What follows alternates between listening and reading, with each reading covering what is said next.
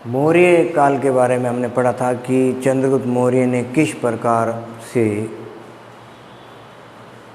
मुश्किल परिस्थितियों में, जब जनता दुखी थी नंदवंश के शासक से, तो उन परिस्थितियों में उन्होंने मगध पर अधिकार किया और अधिकार करने के बाद एक विशाल साम्राज्य की स्थापना की।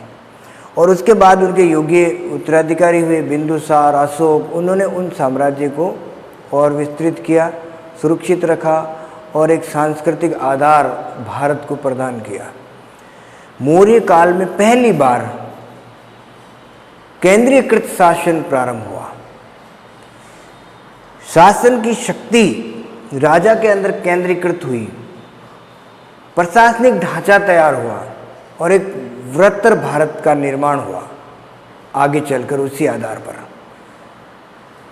केंद्रीकृत राजा में शासन की शक्ति निहित थी, सर्वोच्च अधिकारी था। चाहे वह न्याय का बात करें तो न्याय का सर्वोच्च प्रधान, सेना का सर्वोच्च, राजनीति का सर्वोच्च सम्राट ही होता था, राजा ही होता था।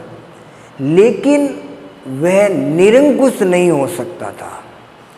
राजा पर अंकुश रखने के लिए एक मंत्री परिषद होती थी जो राजा पर नियंत्रण रखती थी कि वह निरंकुश नहीं हो, जनता के, प्रजा के हित के कार्य राजा के द्वारा किए जाएं। तो अगर हम देखें तो मौर्य कालीन प्रशासन महत्वपूर्ण क्वेश्चन है। बड़ा क्वेश्चन भी आ सकता है 4 नंबर का, 6 नंबर का भी आ सकता है कि मौर्यकालीन प्रशासनिक व्यवस्था के बारे में आप क्या जानते हैं। छोटा क्वेश्चन किसी एक टाइम छोटा पूछा जा सकता है, केंद्रीय प्रशासन के बारे में क्या जानते हैं, प्रांतीय प्रशासन किस प्रकार से संचालित होता था, नगर प्रशासन किस प्रकार से संचालित होता था। तो इनसे रिलेटेड आपसे कुछ क्वेश्चन पूछे जाते हैं। तो मौर्य प्रशासन की अगर हम बात करते हैं तो सबसे पहले आता है केंद्रीय प्रशासन। केंद्रीय प्रशासन या शासन, प्रशासन। अगर केंद्रीय प्रशासन की बात करें तो सबसे पहले आता है राजा। कौन आता है? राजा। वो सर्वोच्च था, न्याय का सर्वोच्च, सेना का सर्वोच्च, राजनीति का सर्वोच्च, लेकिन निरंकुश नहीं। ये बड़ी बात ध्यान रखना, लेकिन निरंकुश नहीं था। उस पर अंकुश लगाने के लिए एक मंत्री परिषद थी, निरंकुश नहीं। मौर्यकालीन प्रशासन की जानकारी के जो महत्वपूर्ण जो स्रोत हैं उनमें मेगास्थनीज की इंडिका और अर्थशास्त्र जो कौटिल्य के द्वारा लिखा गया, उससे हमें अथाह मौर्यकालीन प्रशासन की जानकारी मिलती है। तो राजा सर्वोच्च अधिकारी था और अर्थशास्त्र में कौटिल्य ने उल्लेख किया है कि राजा के लिए, शास्त्र में उल्लेख किया है कि राजा के लिए या राज्य के लिए 7 अंग बताए हैं उन्होंने कि 7 अंग राज्य के लिए होना अनिवार्य थे। उनमें नंबर 1 तो राजा था, ठीक है, अमात्य, उसके मंत्री, 7 अंग बताएं, ठीक है, जनपद, ठीक है, राजा, अमात्य, जनपद, दुर्ग, कोश, ठीक है ना। राजा, अमात्य, जनपद, दुर्ग, कोश, मित्र का होना बहुत जरूरी बताया गया। राज्य के अंग बताए हैं अर्थशास्त्र में कौटिल्य ने, ठीक है।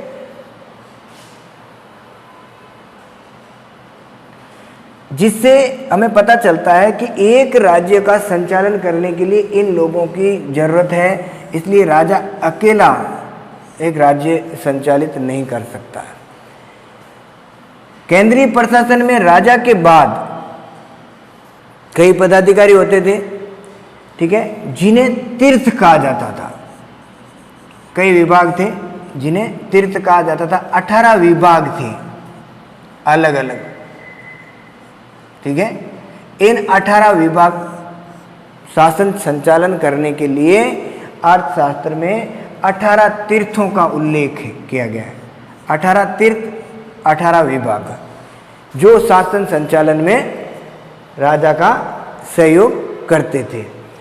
जो प्रमुख मंत्री होते थे, जैसे मुख्यमंत्री या पुरोहित, मुख्यमंत्री या पुरोहित जो राजा को सलाह निर्देशन देने का कार्य करते थे, इनका सामान्यतः चयन होता था। चयन से पूर्व उनके चरित्र की भली भांति परीक्षण किया जाता था कि वह व्यक्ति के करप्ट तो नहीं है, चोर लुच अलग प्रकार से या सामाजिक या उस पद के योग्य है या नहीं, उसको ध्यान में रखकर मंत्री, मुख्यमंत्री जो सामान्य प्रमुख मंत्री होते थे और पुरोहित है, उनकी जो चयन पूर्व जो जांच होती थी उसे उपदा परीक्षण के नाम से जाना जाता था। उपदा परीक्षण। तो छोटा क्वेश्चन पूछा जा सकता है कि मौर्य काल में उपदा परीक्षण क्या था। ठीक है, जो उच्च जो मंत्री होते थे उन मंत्रियों की जो चयन से पूर्व उनके चरित्र की जो भली भांति जांच होती थी, उपदा परीक्षण था। इन 18 तीर्थों का अलग अलग कार्य था। कई तीर्थ के उल्लेख मिलते हैं। ठीक है, जैसे समाहर्ता नाम आता है, महत्वपूर्ण है। आज के समय में राजस्व मंत्री, ठीक है ना, वित्त मंत्री कह दो, ठीक है, वित्त मंत्री एक तरह का। समाहर्ता राज्य की आय व्यय को कलेक्ट करता था, उसका हिसाब रखता था, विवरण तैयार करता था, बजट तैयार करता था, राजस्व कहाँ से आया है, कहाँ खर्च होगा, उसका पूरा वर्णन समाहर्ता करता। ऐसे कैसे शनिदाता था, शनिदाता कोषाध्यक्ष एक प्रकार का, कोषाध्यक्ष था, जो एक के बाद में विभिन्न क्षेत्रों में कहाँ क्या जो राजस्व एकत्रित होता था, उन राजस्व एकत्रित करने के लिए कहाँ कहाँ भवन का निर्माण करवाना है, कोषागृह का निर्माण करवाना है, उसका कार्य शनिदाता करवाता है। इस प्रकार से राज्य की केंद्रीय प्रशासन की सहायता के लिए बहुत सारे अधिकारी थे जिन्हें तीर्थ के नाम से जाना जाता था। एक प्रकार का ये विभाग था, विभाग में कार्य करते जो विभाग अध्यक्ष होते थे इन तीर्थों के, जो विभाग का अध्यक्ष होता था, विभाग अलग अलग तीर्थ होते थे विभाग का, और तीर्थी विभाग था, विभाग का जो अध्यक्ष होता था, ठीक है, वह क्या कहलाता था, विभाग के अध्यक्ष को विभाग का एक अध्यक्ष होता था, और विभाग के अध्यक्ष को सामान्यतः कहा जाता था, बुक में चेक करना, विभाग का अध्यक्ष क्या कहलाता था, तो कुमार नहीं, देखते हैं, अभी देखना आप क्या है इसको। ठीक है, विभाग का एक अध्यक्ष होता था, अध्यक्ष सामान्यतः प्रत्येक तीर्थ का एक अलग तीर्थ एक विभाग था। क्वेश्चन पूछा जाता है कई बार मौर्य काल में तीर्थ क्या था, किन्हीं 2 तीर्थों के नाम बताओ, तो हम ऐसा नहीं उसमें तीर्थ आज के जो तीर्थ कहीं यात्रा पर जाते हैं वो लिखते हैं, नहीं, मौर्य काल के अंदर तीर्थ क्या था, तीर्थ एक विभाग था, और प्रत्येक विभाग जो केंद्रीय प्रशासन के अधीन कार्य करता था। तो इस प्रकार ये केंद्रीय शासन था जो राजा के सीधे नियंत्रण में होते थे। इसके बाद प्रांतीय शासन,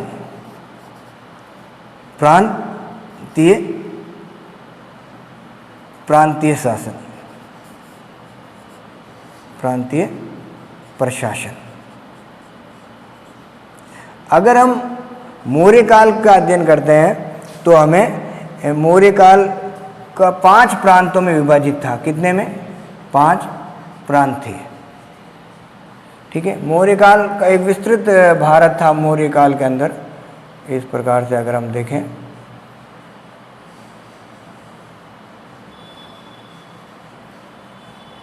ठीक है, तो ये मौर्य काल, यहाँ मगध था, ठीक है, जो मध्य भाग था उसका, तो ये मध्य भाग यानी मगध एक केंद्र, एक ये दक्षिण में उत्तर पश्चिम में भाग सबसे ऊपर उत्तरापथ कहते हैं इसको, ठीक है, उत्तरापथ। इसकी राजधानी सामान्य तक्षशिला थी, तक्षशिला, ठीक है ना। तो उत्तरापथ, तक्षशिला, मध्य भाग मगध, राजधानी पाटलिपुत्र, ठीक है, पाटलिपुत्र।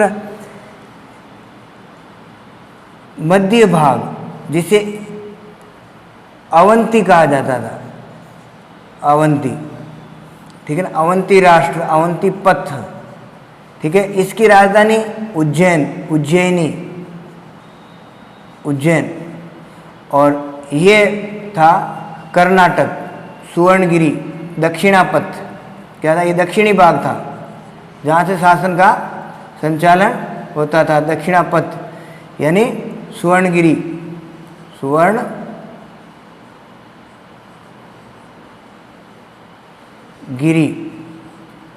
सुवर्णगिरी, ये इसकी राजधानी थी। और आखिर में अशोक ने उड़ीसा वाले क्षेत्र को जीता था, कलिंग, ठीक है।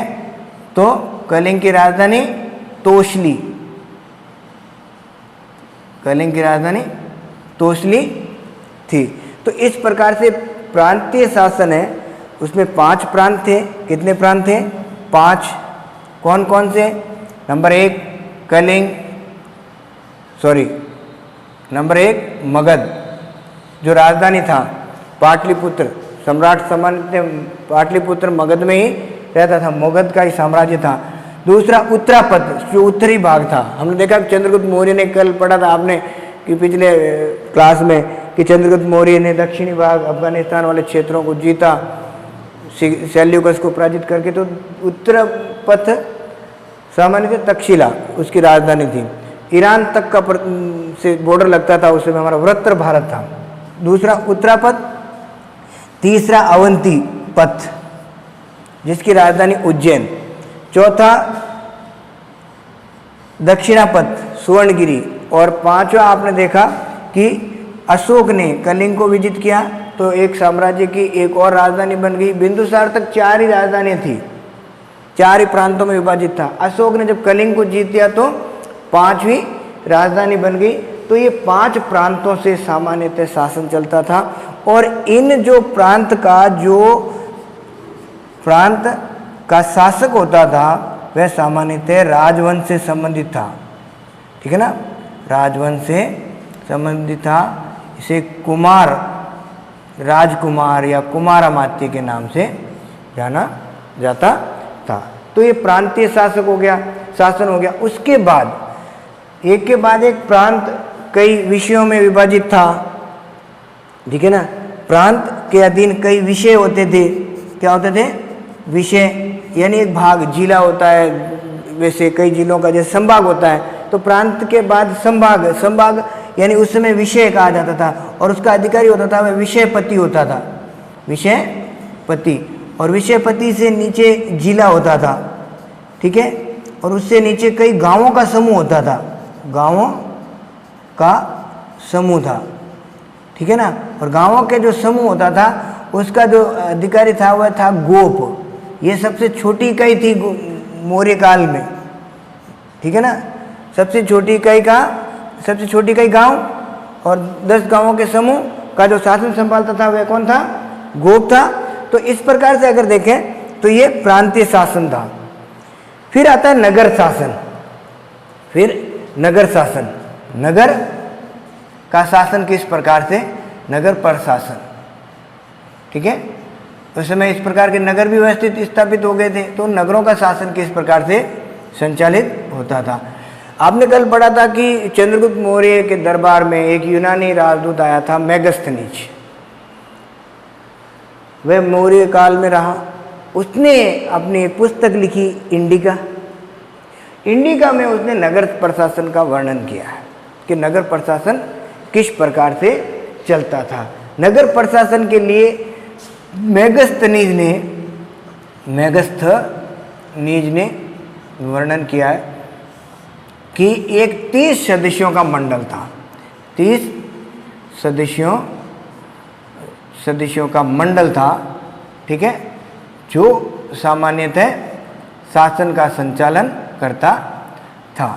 इसमें 6 समितियां थी, 6 समितियां थी, यानी 30 यानी 5-5 लोगों की 6 समितियां थी, 5 लोग एक समिति में होते थे, 6 समितियां थी। इन समितियों का कार्य होता था नगर का प्रशासन संभालने का। अलग अलग समिति का अलग अलग कार्य था। 6 समितियां थी सामान्यतः। इन 6 समितियों का अगर हम बात करें तो सामान्यतः ये 6 समितियां कौन कौन सी थी, ठीक है, उद्योग की है, विदेश की है, नंबर 1 उद्योग की है, नंबर 2 विदेश की है, जन्म मरण की है, व्यापार और क्रय विक्रय और विदेश व्यापार और क्रय विक्रय और बिक्री कर से संबंधित 6ठी समिति थी। तो इस प्रकार की 6 समितियां नगर प्रशासन का कार्य देखती थी। तो ये 6 समितियां देख लेना। उसके बाद आता है हमारे पास जो है सैन्य प्रशासन। सैन्य प्रशासन, सैन्य प्रशासन, सैन्य प्रशासन की अगर बात करें तो सैन्य प्रशासन में राजा सर्वोच्च था, जो शासन की बागडोर संभाले रखता था। लेकिन सेना का अपना अलग विभाग था, जिसकी देखरेख के लिए भी 30 सदस्यों का एक मंडल था, 30 सदस्यों का मंडल था और 30 सदस्यों का मंडल था। और वह भी इसी प्रकार की 5 समितियां में विभाजित थी। अगर अपन सैन्य प्रशासन की बात करें तो यूनानी शासकों ने भी, कौटिल्य ने भी, मेगस्थनीज ने भी चंद्रगुप्त मौर्य के पास एक विशाल सेना का उल्लेख किया है। यूनानी शासकों ने बताया कि चंद्रगुप्त मौर्य के पास 6 लाख सैनिक थे, 6 लाख सैनिक होने का बात की है कि उनके पास 6 लाख। उसके पास बहुत बड़ी संख्या में अश्वारोही, बड़ी संख्या में गजारोही, रथारोही, ठीक है ना, नौसेना। तो इस प्रकार से इसकी भी 6 समितियां थी। उनमें जो प्रमुख सेना के जो भाग होते थे, ठीक है ना, उन सेना के भाग में एक तो पैदल सैनिक पदादि, पैदल, ठीक है, दूसरा अश्वारोही जो, ठीक है ना, घुड़सवार थे, फिर रथों की सेना थी, रथारोही, ठीक है, फिर हाथियों की सेना थी, तो हाथी, गजारोही, हाथियों की सेना, ठीक है, जिसे गज सेना के रूप में कह सकते हैं। और फिर नौसेना, समुद्री सेना भी थी, जिससे समुद्र पर भी उसका आधिपत्य स्थापित हुआ। तो एक के बाद एक हम देखें तो ये थी। और इन प्रशासनिक जो समितियां थी वो इन्हीं का सुविधाएं उपलब्ध करवाने की कार्य करती थी। और इन सुविधाओं के लिए सेना का जो देख रेख करने वाला प्रमुख अधिकारी होता था वह अंतपाल होता था, अंतपाल। ये सामान्यतः क्या करता था, सैन्य आवश्यकताओं की पूर्ति करता था। सैन्य आवश्यकताएं जो थी उन आवश्यकताओं की पूर्ति करता था। सैन्य आवश्यकताएं की पूर्ति करता था, ठीक है। फिर आता है न्याय व्यवस्था, ठीक है, न्याय व्यवस्था। न्याय, अगर हम मौर्य काल को पढ़ें और न्याय व्यवस्था को नहीं पढ़ें तो बहुत बड़ी गलती हो जाएगी, क्योंकि पहली बार जो प्रशासनिक ढांचा तैयार हुआ और उसमें न्याय व्यवस्था भी बहुत अच्छी तरह से थी।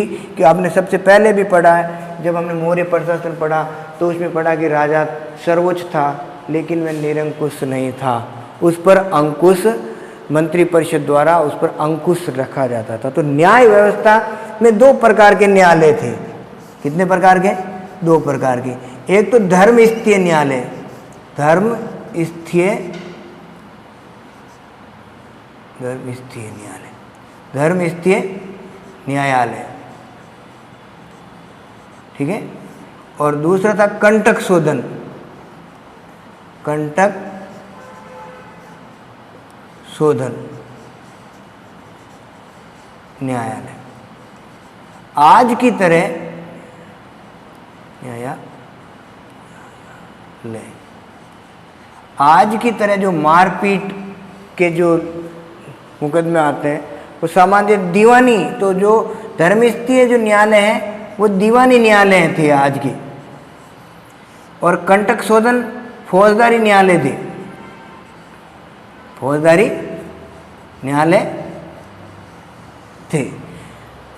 मारपीट, आपसी लेन देन, मानहानि से संबंधित जो उसमें आते थे वो धर्मस्थीय न्यायालय में आते थे, और धर्म अधिकारी वहाँ नियुक्त होते थे। 3 न्यायाधीश नियुक्त होते थे। कंटक शोधन फौजदारी न्यायालय थे, व्यक्ति और राज्य से संबंधित कोई भी विवाद आता था तो कंटक शोधन न्यायालय में आता था।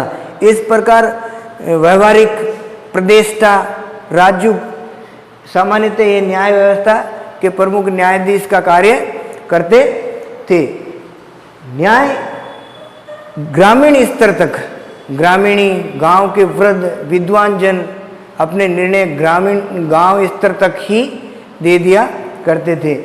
सर्वोच्च न्यायालय जो था वे सर्वोच्च न्यायालय, इनसे ऊपर सर्वोच्च न्यायालय, सर्वोच्च अभी हमने पढ़ा कि सर्वोच्च कौन हो, न्यायालय कौन, चाहे वह सेना का हो, न्याय का हो, राजनीति का हो, धर्म का हो, सर्वोच्च न्याय राजा के द्वारा किया जाता था। तो सर्वोच्च न्यायालय कहाँ था, पाटलिपुत्र में, और उसका प्रमुख व्यक्ति राजा, सर्वोच्च राजा होता था न्याय का। तो इस प्रकार से हमने देखा न्याय व्यवस्था, प्रशासनिक व्यवस्था में सैन्य प्रशासन, नगर प्रशासन, मैगस्थनीज की इंडिका में 30 सदस्यों का एक मंडल दिया गया है। मंडल में 6 समितियां दी गई है, प्रत्येक समिति में 5 सदस्य होते थे जो ये कार्य करते थे। तो केंद्रीय प्रशासन, फिर प्रांतीय प्रशासन। सबसे पहले मौर्य प्रशासन में पढ़ना आपको केंद्रीय प्रशासन। केंद्रीय प्रशासन में राजा सर्वोच्च, फिर अर्थशास्त्र में 7 अंग बताए हैं राज्य के। फिर केंद्रीय प्रशासन राजा की सहायता के लिए मंत्री परिषद होती थी, और उस मंत्री परिषद के 18 तीर्थ होते थे, तीर्थ विभाग थे, अलग अलग विभाग, अलग अलग कार्य होता था। मुख्यमंत्री और पूरे संबंध जो होते थे वो उपदा परीक्षण, महत्वपूर्ण क्वेश्चन है, उपदा परीक्षण क्या था, चयन पूर्व उनका काश आज भी होता। हमारे जो भी बड़े बड़े नेता, बड़े बड़े मंत्री बन जाते हैं, उनका उपदा परीक्षण होता कि यार उसका नैतिक चरित्र कैसा है, फिर उसे अगर बड़े पद पर, नहीं तो आज हम देखें हमारे संसद के अंदर कितने भ्रष्ट कृप्ट लोग, चरित्रहीन लोग बैठे हैं, वो भला कैसे अच्छे नियम कानून बनाएंगे। तो उपदा परीक्षण होना चाहिए। जैसे आज दूसरे कोई भी अब नौकरी पर जाता है तो हमारा पूरा परीक्षण होता है कि कहीं इस पर केस है तो नहीं है, कहाँ पूरी जांच पड़ताल होती है। तो काश इन नेताओं के लिए भी होनी चाहिए थी, जो कि मौर्य काल में होता था। ठीक है, ये प्रमुख अधिकारी। फिर हो गया प्रांतीय शासन। ठीक है, 5 प्रांतों में इम्पोर्टेंट है, 5 प्रांत कौन कौन से थे। ठीक है, और इन प्रांतों को मानचित्र में भी अंकित करना, क्योंकि उत्तरापद को छोड़ के कोई भी महत्वपूर्ण है, परीक्षा में पूछा जा सकता है। 1 नंबर का मानचित्र मान के चलिए हो सकता है, एक आपसे कलिंग या पाटलिपुत्र, सुवर्णगिरी या उज्जैन 100% एक परीक्षा में पूछा जाएगा आपको। ठीक है, फिर नगर प्रशासन हो जाएगा प्रशासन में, और सैन्य प्रशासन और न्याय प्रशासन।